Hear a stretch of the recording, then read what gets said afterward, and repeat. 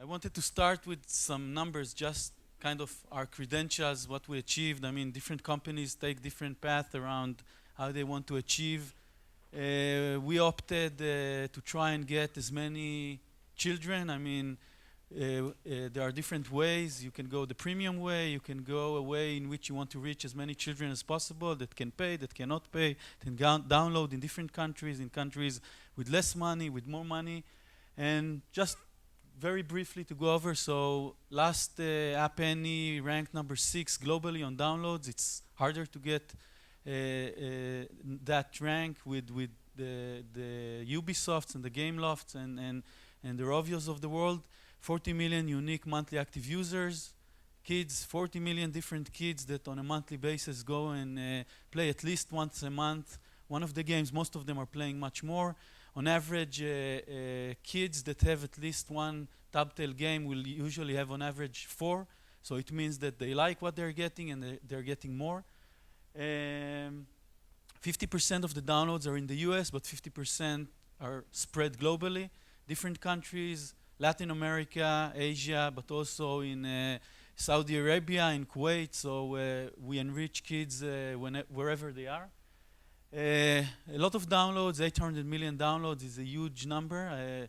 We are going to be a unicorn download company, so you know it's at least that. And 350 games already published, so that's just around the numbers. This is from App Annie, so you know I was not just telling you hoax before on the previous slide. So that's number 6 there. You can see the companies. Obviously, a lot of companies, depending on their mission, they want to, at the end, it's a business. We want to enrich kids. We also want to make money. It's not a crime. And there's usually on the App Annie, there is the right side with the grossing. So there is a journey of understanding what is okay with kids and what is not okay, and how you want to move and move up and try and combine making a rich environment for kids, but also trying to do it in an economical way is a very challenging task. So 350 games. So one question is why? I mean, you've just seen Tiny Bop. They made much fewer games. Toca Boca is a great company. They're making less games. So why did we go out and make 350 games? That's a huge amount of games. That takes a lot of production. That takes a lot of art and takes a lot of people to produce that amount. Maybe we can just do with 20. So our belief is that, and the way we saw kids interact, you go to Toys R Us, you go to the stores, and this is something you see kids that they like to choose. And sometimes, by the way, they will choose garbage from the garden that they want to play with. So it's not necessarily they want the biggest toy, the most expensive one. You can try and choose for them, but sometimes, in many cases, they want to choose for themselves. There are the different age groups. When we're talking about kids, obviously, it's not 2 to 13 is a huge age range, and 2 to 4 act completely differently than the 4 to 6 and 6 to 8. There's different cognitive mental capacity. Girls behave much differently than boys in what they get. So 350 games. When we started publishing, I think we understood part of it is about making smaller titles for us and then trying to go again and again and again. So instead of making the huge titles that you would normally do for non-kids, that you want them to go day after day, you know that they will download only, what was the number? There were magic numbers like 19 apps a device or 27 or whatever. That was the industry standard in the beginning, but we saw kids downloaded tens and hundreds of games. The moment the folders came out from iOS and Google, they were the first early adopters for folders where they can just download stuff more and more. That one they played for a minute, that one for 10, that one they returned over and over again, but they had the freedom to choose. They wanted to look at many things and select things that they would find fun and exciting, and trying to bring the educational value or other values through the fun that they're going to have with the game. Our mission became trying to deliver one game each week, sometimes even 2 games each week. That also has to do with the way app dynamic works and the way the mobile stores, they dictate a lot for us, because As you know, the Apple algorithms, also Google algorithms, they benefit the new. They want to create the economy also where new stuff is going up there, is being. So one mobile game a week, delivering new content, telling our consumers, look, we have something new for you out there. If you want to download it, it's there. It gets promoted naturally by the algorithms in the different app stores, and it provides an additional value. And each app is not huge in content. It has specific attributes. It has specific content size. So sometimes when we saw that certain aspects, certain series were very successful, then we made them into a series, and I will talk more about that. So when we started the company, one of the main advantages we saw, if you remember 2010, we started dealing with, we wanted to do something around mobile for kids. We were doing some research around how to improve the way kids are reading. And then iPad was announced. And then on April, Steve Jobs posted on Apple, I think it's still there on Apple's blog, that Flash is not going to get on iOS. And we said, wow, this is a really great opportunity. Whoever was back then doing iOS games or Android games, developing was much more complicated. You needed a lot more technical skills, engineering skills. And we knew that a vast majority of kids' content, good and bad, that was out there using Flash technology is not going to get onto these platforms. They were the future, at least this is what we believed. And we started saying, okay, let's build some good technology that would help us. And if we are going to do great content, then we can consecutively and consistently continue to do the content. So this is our technology. It looks very impressive. We call it the toaster. So we invested many years of engineering, just building an underlying technology platform that would enable our teams across the world to try and produce content that would be consistent, but can also meet the deadlines and the timelines that we wanted to meet in order to be also commercially successful. Obviously, what goes in is a lot of creative effort, creative teams, producing art teams which are global. Unlike some companies which decided on a certain art line, and I can respect that, on having a very strict art line, and you want whenever there is a game that you see from the company, you identify that is the specific game for the specific company. We wanted to go global, so we hired our team globally in Israel, in the US, in the Ukraine, in Belarus, in Macedonia, Bulgaria, India, and each one brings his own kind of flavor, his own cultural differences, and some people will say, oh, I don't like this. Some kids will say, it's really ugly, and some others will just say, oh, it's beautiful, I really like it. And I think this is part of being a diverse global company, and it makes a lot of fun. So there goes the art, there goes the creativity, there goes the sound effect, but always you also need your heart in place.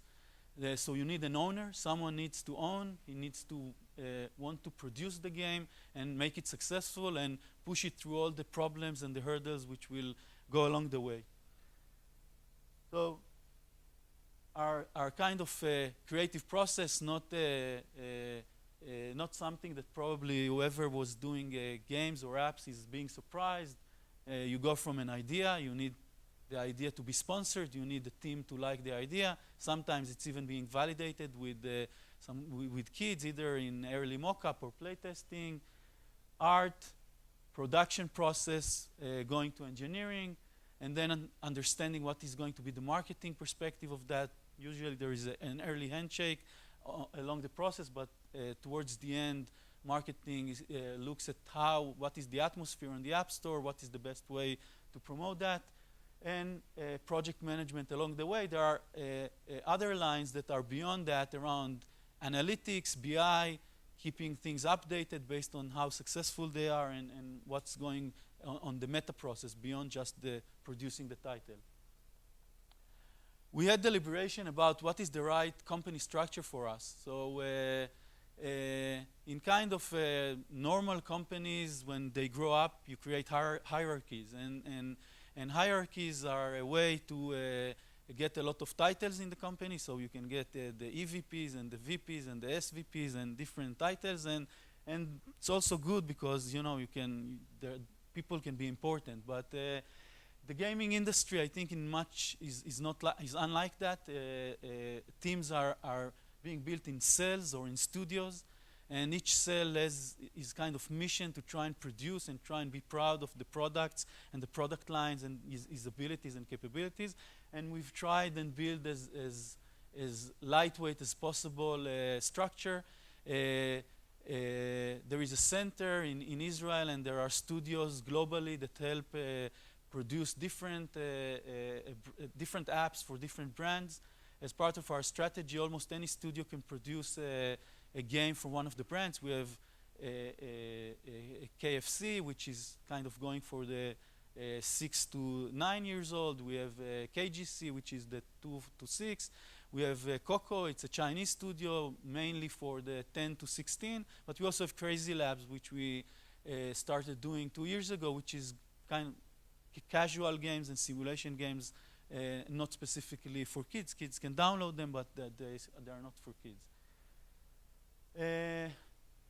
One of the challenges in doing 1 or 2 games a week is how do you then do the sales? Because when you are a Supercell with their cell theory, so they have 12 or 20 people or whatever in the cell, they are all fully dedicated. They have, after launch, they have game ops, and during the game development, there is a fully dedicated team. When you're doing smaller games, the team becomes available, so you need to be very efficient. You need to build a concept of mini cells. Each mini cell is assembled for the sake of doing the specific game, but then not all the people are fully allocated for all of the time, and some people are allocated for a few mini cells in the same time. So all of that in order to be efficient.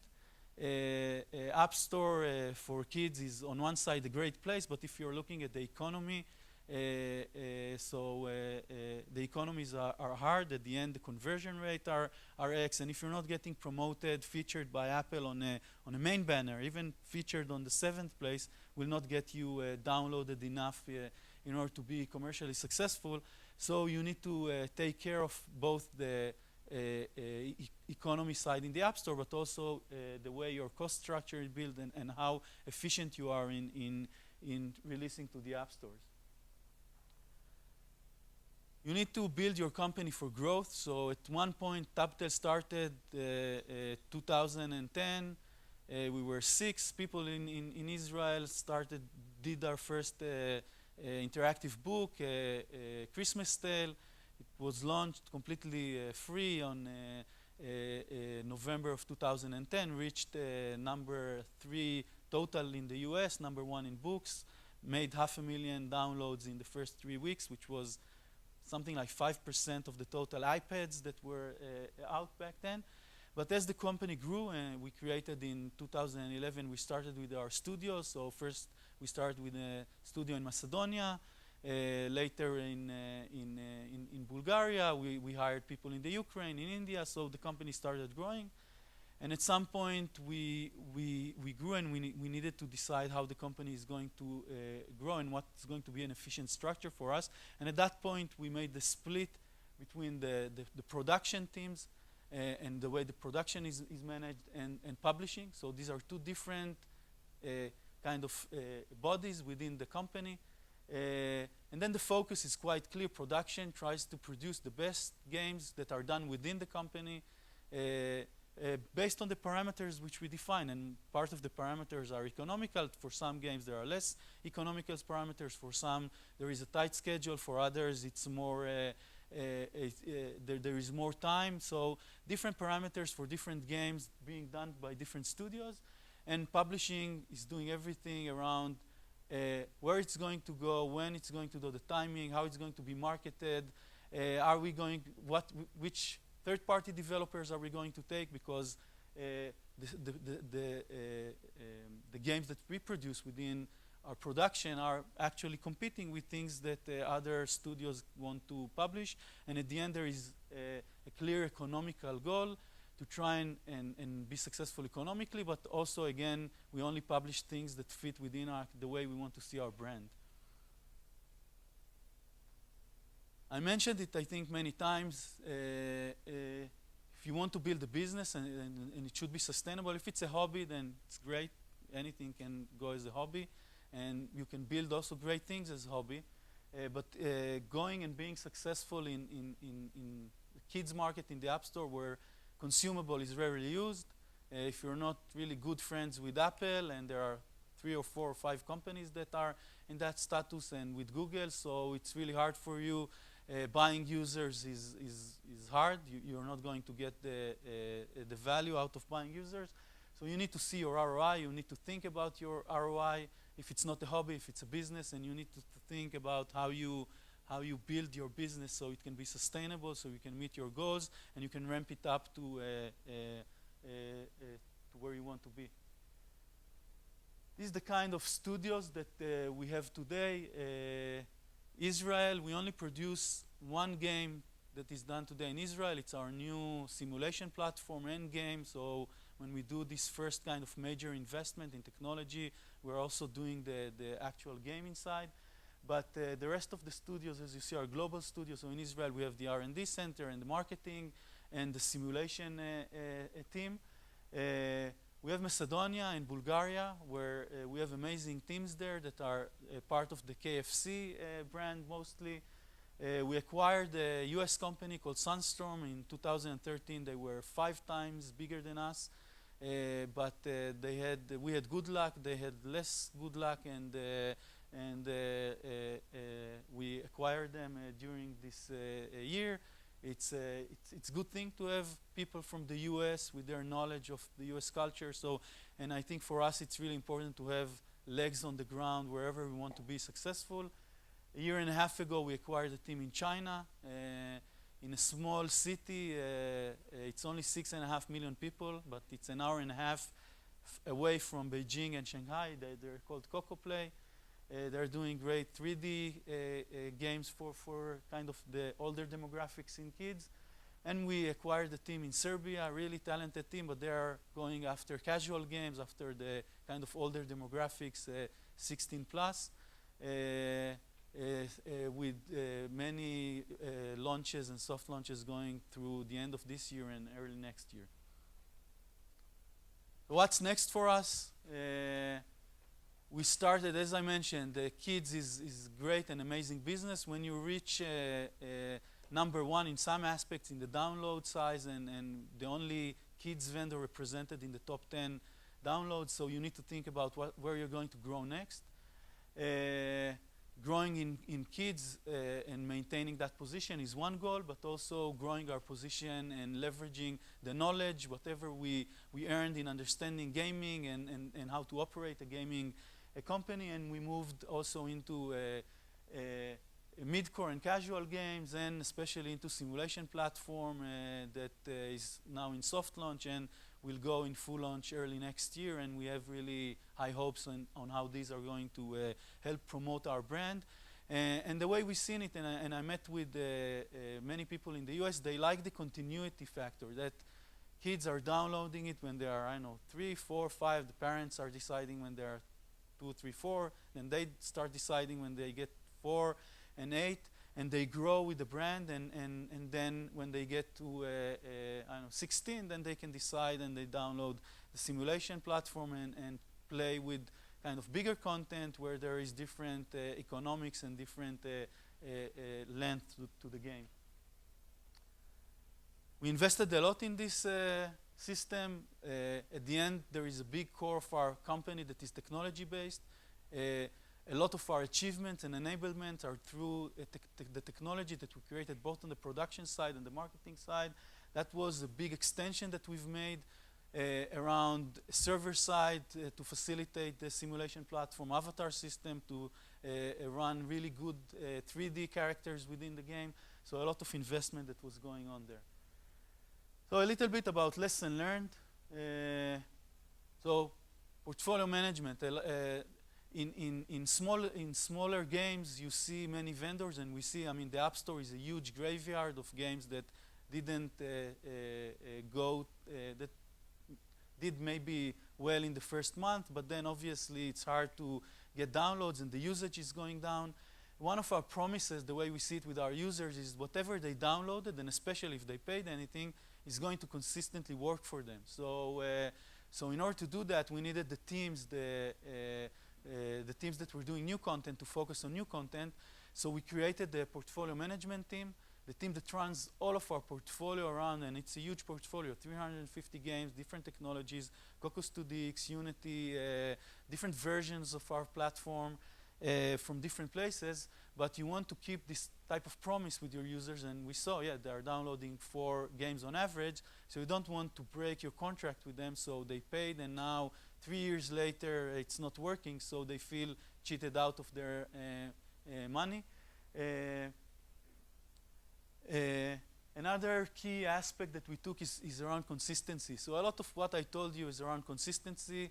We defined our mission and our goal. We didn't start early days with 1 app a week. We started with once a month statement, and then we moved into 2 a month, and then we saw that this is really driving the attention. Obviously, you know the numbers, so first day retention, 7-day retention, 30-day retention, the drop is high. If you want to rely on your users to bring other users, then you need to give them something of quality, so the retention would be higher, and they might return after 1 month, 2 months, whenever, but you also need to be consistent, and while they are playing it, suggest the next thing that they want to download. We identified franchises, so whatever character we saw was doing extremely well, we said, okay, that's great, or content, we're not doing big games by themselves, but let's build a franchise, and we have a Babies franchise with, I think that's an outdated number, it has to date over 70 million downloads. We have a Dr. X franchise with over 40 million downloads, and obviously the goal is try and find also things that can stand out and can qualify later on for IP, for being relevant. Need to identify trends and always measure the competition. People are very imaginative out there.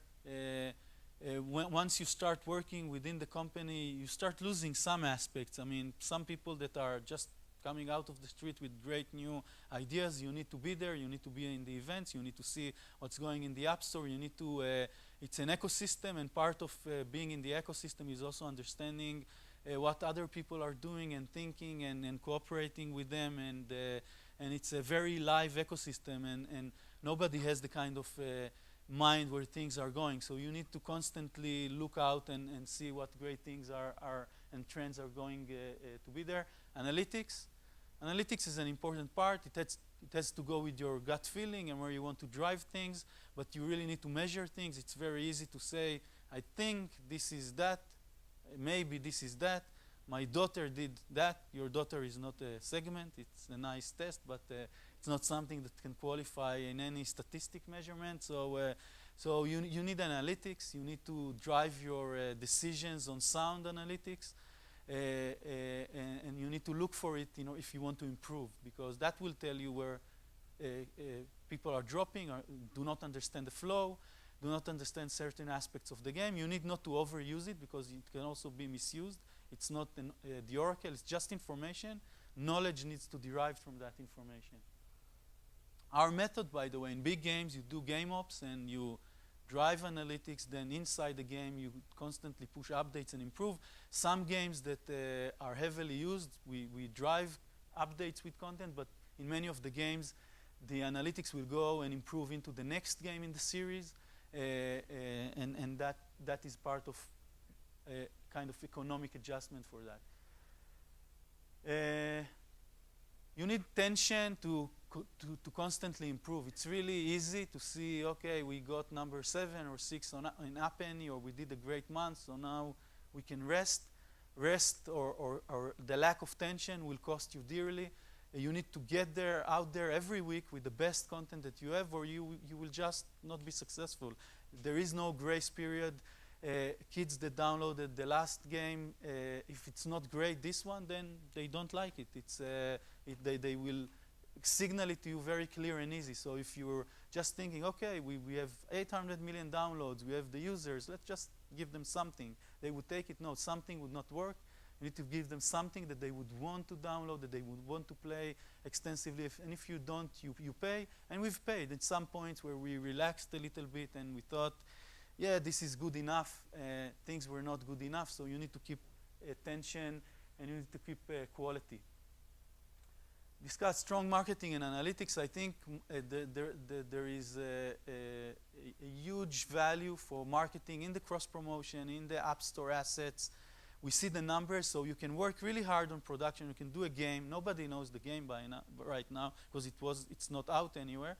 And then based on just the icon, the screenshots, and the banners that you would decide for yourself, we've seen in many cases, and we have expertise, and we are doing these things, and still when we are A/B testing between different scenarios, you can get even twofold downloads, twofold conversion by just having the right asset. And sometimes, in many cases, we do many of them just because we don't really know. We know the range, we know, and we have a lot of skill and knowledge about what we think should be done, and yet there is no, okay, I'll do this one icon, this one banner, and that for sure will be successful. So we do more, we test them, and it's valuable in order to be successful. It takes also a lot of efforts, but if you want to be successful, that's something that is important. And you need to listen to your users. There are people who really take the times and enter comments and put feedback for your game. Sometimes they will write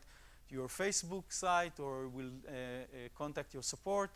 And in many cases, they will just put some comments. Some of them will just put, it's annoying, why does it cost money? Okay, 1 star, and okay, that's the comment. But in some of the cases, it would be specific. They would suggest things. You can learn things from listening to your users. If they are from the App Store or before that, by doing play testing, by bringing the relevant audience and play testing it out and trying and understanding and to understand what is working and what is not. So thank you.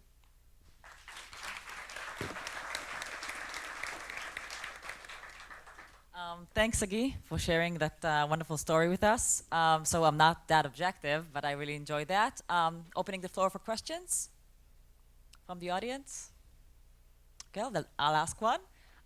Sagi, I know you guys are, of course, a kids company and launched Crazy Labs for teens. So how does a kids company market a new brand to teens? I think this is, well, there are a few ways in how to market a new brand for teens. If you're Disney and you have the money, then obviously you can go via YouTube or animation where you're trying to do it through the App Store. You need to kind of I mentioned consistently many times. We started with interactive books. It's a 2% out of the downloads in kind of most global countries, and we tried to be in the top charts for books. Then after we mastered that, we said, okay, we have users, let's try and go after another category for kids, and that was education. So and that's 2 times bigger than books. And we released, and we got to top places in education. The problem was that we couldn't find any kind of 10% download, so the next one was games. In games, you have subcategories. So we started with games for family and games education and games for kids, which was before the kids category in Apple came out.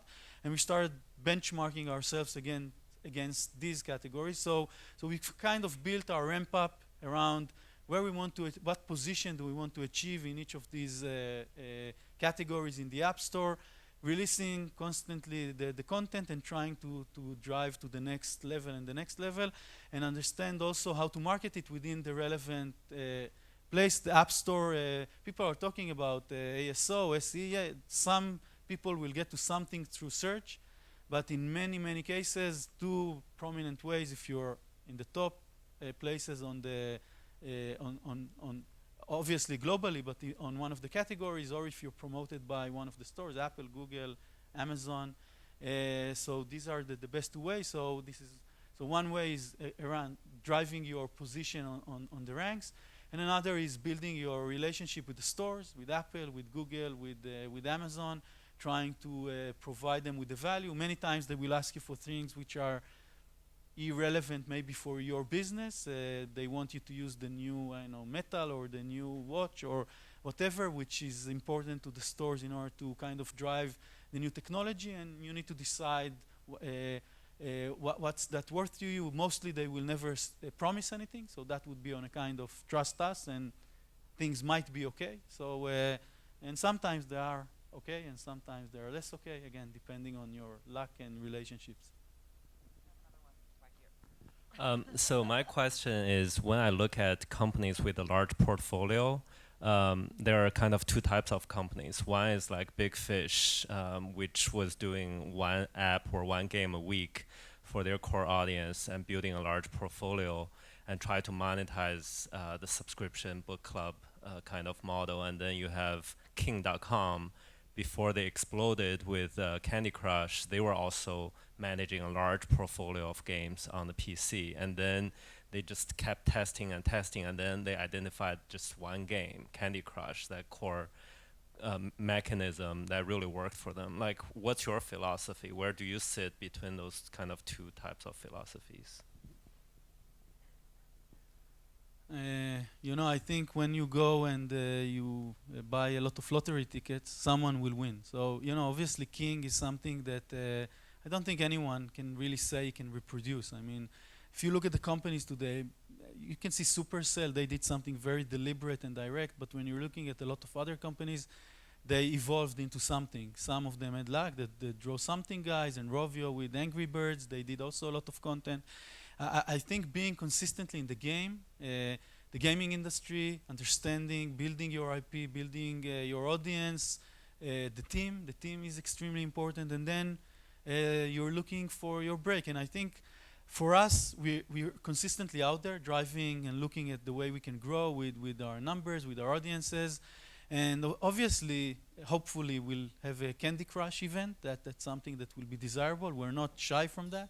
And we are inviting that to come. But if that would not come, we have our strategy in continually going and doing just good content that will keep on improving one after one, and we'll keep our audiences engaged with that. That would be good enough. But obviously, you have the dream. I don't know, well, you know, King did a lot of good for them, but then on the IPO and on the kind of general atmosphere around that. So obviously we want to have a Candy Crush, don't get me wrong, or Angry Birds, but we'll do just fine. We're just continuing to do consistent great content to our audiences and doing good with these titles.